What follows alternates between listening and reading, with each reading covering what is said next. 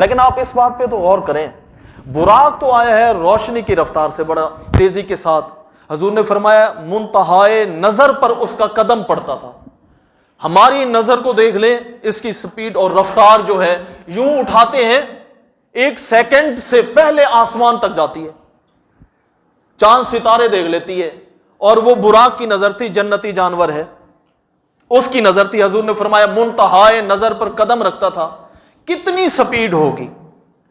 حضور کی نظر کا بھی کمال دیکھیں۔ ہم جا رہے ہو نا کسی گاڑی پہ اور اس کی سپیڈ 120 بھی کراس کر رہی ہو نا، تو درخت ایسے ایسے ایسے ایسے گزر رہے ہوتے ہیں اور چیزیں بڑی تیزی سے گزر رہی ہوتی ہیں کہ پہچاننا مشکل ہو جاتی ہیں۔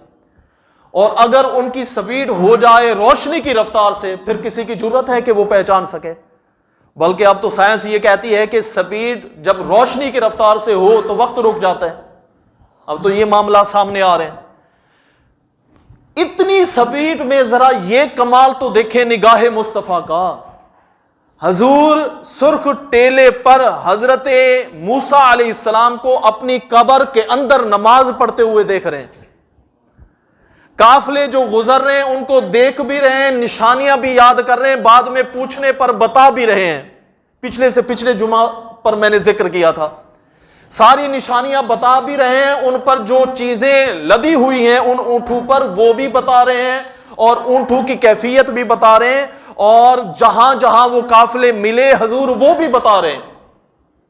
اور پھر جا کے حضور مسجد اقصیٰ پر پہنچتے ہیں تو پتہ لگا عام بشر کی نگاہ اور ہے، اللہ کے نبی کی نگاہ اور ہے۔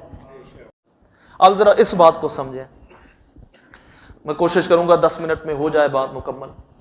حضور نبی اکرم کثیف احمر پر، وہ جو سرخ ٹیلا ہے جہاں پر حضرت موسیٰ علیہ السلام کا مزار ہے، اور یہ صحیح مسلم کی روایت ہے، حضور نے فرمایا میں نے وہاں حضرت موسیٰ کو اپنی قبر میں فَإِذَا هُوَ قَائِمٌ يُصَلِّي فِي قَبْرِهِ، میں نے دیکھا کہ وہ اپنی قبر مبارک میں نماز پڑھ رہے ہیں۔ ایک بات تو یہ ثابت ہو گئی، حضور عالم اجسام میں ہیں تو برزخ کے معاملات کو دیکھ بھی لیتے ہیں، جان بھی لیتے ہیں۔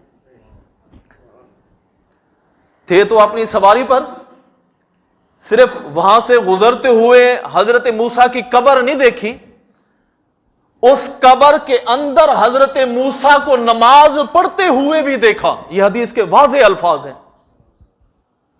تو جس طرح حضور عالم اجسام پر ہوتے ہوئے عالم برزخ کے حالات سے واقف ہیں، اسی طرح بخاری کی ایک اور روایت بھی ہے، ذہن میں آ گئی ہے، کتاب الاعتصام میں وہ روایت ہے کہ حضور نبی اکرم گزر رہے تھے، صحابہ آپ کے ساتھ تھے، سامنے 2 قبریں آ گئی، حضور نے فرمایا ان 2 قبروں والوں کو عذاب ہو رہا ہے، اور عذاب کسی بڑے گناہ کی وجہ سے نہیں ہو رہا، کوئی یہ کافر مشرک نہیں تھے، ایک چغل خور تھا اور دوسرا پیشاب کرتے ہوئے نہ احتیاط نہیں کرتا تھا، پیشاب کے چھینٹے اس کے اوپر پڑتے تھے، اس وجہ سے ان کو عذاب ہو رہا ہے۔ پھر حضور نے وہ کھجور کی ایک چھڑی توڑی، اس کے 2 حصے کیے، اس پر رکھا، اور حضور نے فرمایا جب تک یہ سبز رہیں گی، اللہ کے ذکر میں مشغول رہیں گی، اور ان کے عذاب میں تخفیف ہوگی۔ یہ جو ہم بزرگان دین کی قبروں پہ جا کے پھول گراتے ہیں، وہ اس کی اصل یہی حدیث ہے کہ اگر کھجور، حضور نے فرمایا جب تک سبز رہیں گے، اللہ کے ذکر میں یہ مشغول رہیں گے، عذاب میں تخفیف ہوگا۔ تو اگر کھجور سبز رہیں تو اللہ کے ذکر میں مشغول رہتے ہیں، تو پھول پتیاں، اصل یہی حدیث ہے کہ جب تک وہ بھی سبز ہیں، اللہ کے ذکر میں مشغول ہیں، تو اس سے برکت بھی ہوگی اور عذاب میں تخفیف ہوگی۔ اگر بندہ صاحب تقویٰ ہے، نیک ہے، تو اس کے درجات بلند ہوں گے۔ لیکن ذرا آپ یہ تو غور کریں، حضور ہے عالم اجسام میں اور قبر کے حالات سے واقف ہے۔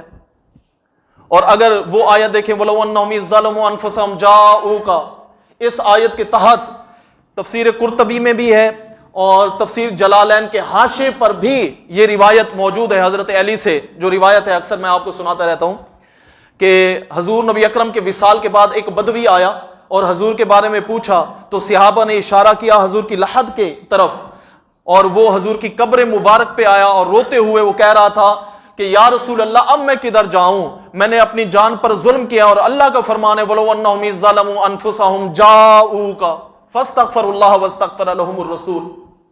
اگر کوئی اپنی جان پر ظلم کر بیٹھے تو پھر اے پیارے حبیب تیری بارگاہ میں آ جائے اور اللہ سے بخشش کی دعا مانگے، اور میرا نبی اس کی سفارش کر دے تو وہ اللہ کو تواب بھی پائے گا، رحیم بھی پائے گا۔ یا رسول اللہ میں اب کدھر جاؤں، میں تو آپ کی بارگاہ میں بیٹھا ہوں۔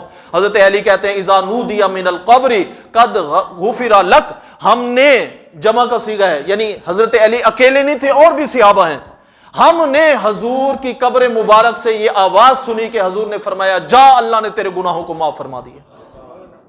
یہ روایت سنانے کا مقصد یہ ہے حضور عالم اجسام میں ہوں تو عالم برزخ کے حالات سے واقف ہیں، اور اگر عالم برزخ میں ہوں، اپنی قبر مبارک میں ہوں، تو یہ نہ سمجھے کہ حضور دنیا کے حالات سے نا واقف ہے۔ حضور یہ بھی جانتے ہیں میری قبر پہ کون آیا، کیا دعا مانگ رہا ہے، کیا التجا کر رہا ہے، اور میں نے اس کو نوازنا کیسے ہے۔